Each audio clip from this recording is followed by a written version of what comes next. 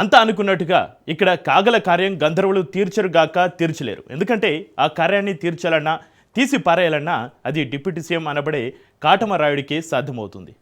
కామలీలలతోటి తెలుగు రాష్ట్రంలో ఒక ఊపేసిన ఒకనొక జనసేన ఎమ్మెల్యేపైన విచారణ దాదాపుగా ముగిసింది.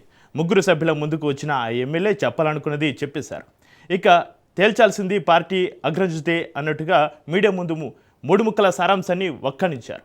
ఉన్న పార్టీనే కాదు, స్నేహబంధాల కూటమికి సైతం ఆ మరకలు అంటించిన లైంగిక ఆరోపణల వ్యవహారం పినాయిలు వేసి కడిగినా ఆ కంపు వదలదు.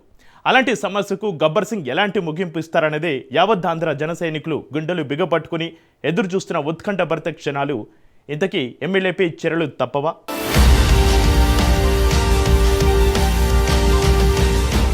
ఒకనాటి కడప జిల్లా, నిన్నటి అన్నమయ్య, నేటి తిరుపతి జిల్లాలో చేరిపోయిన రైల్వే కోడూరు నియోజకవర్గం ఇది.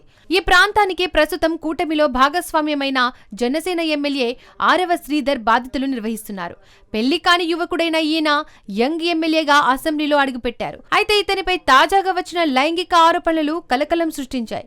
ఏకంగా బాధితురాలే వీడియోలు ఉన్నాయంటూ మీడియా సమావేశాలు పెట్టడంతో ఎమ్మెల్యే వ్యవహార శైలి వివాదాస్పదమైంది. దీంతో జనసేన పార్టీ తీవ్రంగా స్పందించింది. 3 సభ్యులతో కూడిన కమిటీని విచారణ నిమిత్తం కోడూరుకు పంపింది. ఈ సంఘటన ప్రపంచం చుట్టూ తిరిగిన మధ్య కాలంలో ఎన్నో మలుపులు కూడా ఆంధ్ర రాజకీయాలను టెన్షన్లు ముంచెత్తాయి. మహిళా కమిషన్ మొదలుకొని ప్రతిపక్ష పార్టీలు ఈ సంఘటనపై గళం విప్పాయి. వైసీపీ వర్గీయులు నేరుగా రోడ్లపైకి వచ్చి ఎమ్మెల్యే భూత పురాణాన్ని మరింతగా విడమర్చి చెప్పేశారు. ఇదే సందర్భంలో సదరు బాధితురాలు అసెంబ్లీ వేదికగా కూడా తనతో వీడియో చాటింగ్ చేస్తూ ఎంజాయ్ చేశాడంటూ మరో బాంబు పేల్చేశారు. అందుకు సంబంధించిన వీడియోలను వదిలేశారు. దీంతో ప్రజాస్వామ్యవాదులంతా ఒక్కసారిగా నోరెళ్లబెట్టాల్సి వచ్చింది. జనం ఇచ్చిన తీర్పుతో ప్రజాప్రతినిధులు ఇలాంటి ఆటలు కూడా ఆడతారా అంటూ అక్కసు వెళ్లగక్కిన పరిస్థితులున్నాయి. ఇలాంటి అసభ్యకరమైన పరిస్థితులను జనసేనాని జీర్ణించుకోలేకపోయారు.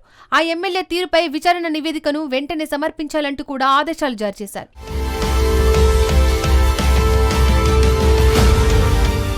ఈ క్రమంలోనే రైల్వే కోడూరుకు 3 సభ్య కమిటీ బృందం వచ్చేసింది. టీసీ అరుణ్ శివశంకర్, రమాదేవితో పాటు మరికొందరు ముఖ్యమైన జనసేన నేతలు ఒక రోజంతా కోడూరులోని రాజ్ కన్వెన్షన్లో ఉంటూ పూర్తిస్థాయి విచారణ జరిపారు. సంఘటన వెలుగులోకి వచ్చినప్పటి నుంచి అజ్ఞాతంలో ఉన్న ఎమ్మెల్యే ఆరవ శ్రీధర్ కమిటీ సభ్యుల ముందుకు వచ్చారు. సుదీర్ఘంగా తాను ఏం చెప్పాలనుకున్నారో చెప్పేసి సాయంత్రం వెళ్లిపోయారు.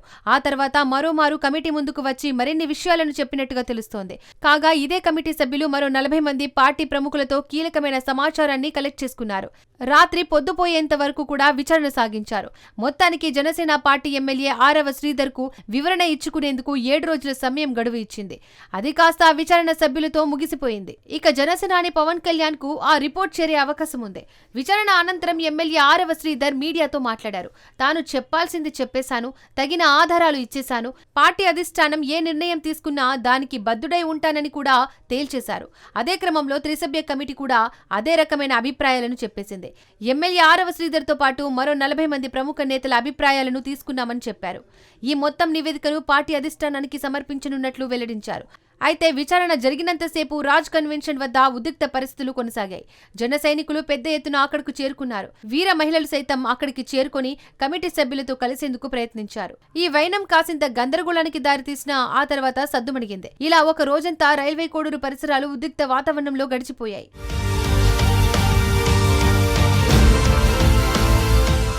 ఎమ్మెల్యే ఆరవ శ్రీధర్ వ్యవహారంపై విచారణ ముగిసిన క్రమంలోనే జాతీయ మానవ హక్కుల కమిషన్ ఎమ్మెల్యేకు ఝలకిచ్చింది. కేసు నమోదు చేయాలంటూ తిరుపతి ఎస్పీకి ఆదేశాలు జారీ చేసింది. దీంతో రైల్వే కోడూరు పోలీసులు ఎమ్మెల్యే ఆరవ శ్రీధర్ పై వివిధ రకాల కేసులు నమోదు చేశారు. అయితే అంతకు మునుపు కొందరు జన సైనికులు తమ ఎమ్మెల్యే ఈ సమస్య నుండి కడిగిన ముత్యంలా బయటకు వస్తారంటూ కూడా చెప్పడం విశేషం. ఈ క్రమంలో పార్టీ అధిష్టానం తీసుకునే నిర్ణయం పక్కన పెడితే జాతీయ మానవ హక్కుల కమిషన్ అంశం ఎమ్మెల్యే మెడకు చుట్టుకునే అవకాశం ఉన్నట్లు కొందరు రాజకీయ పరిశీలకులు భావిస్తున్నారు. ఏది ఏమైనా రైల్వే కోడూరు జనసేన ఎమ్మెల్యే ఆరవ శ్రీధర్ వ్యవహారం రాష్ట్రమంతా రచ్చ చేసింది. విచారణ ముగిసింది. ఇక నివేదిక డిప్యూటీ సీఎం కు చేరాల్సి ఉంది. ఈ క్రమంలో పార్టీ సుప్రీం ఏం నిర్ణయం తీసుకుంటుందోనన్న ఉత్కంఠ సర్వత్రా నెలకొని ఉంది.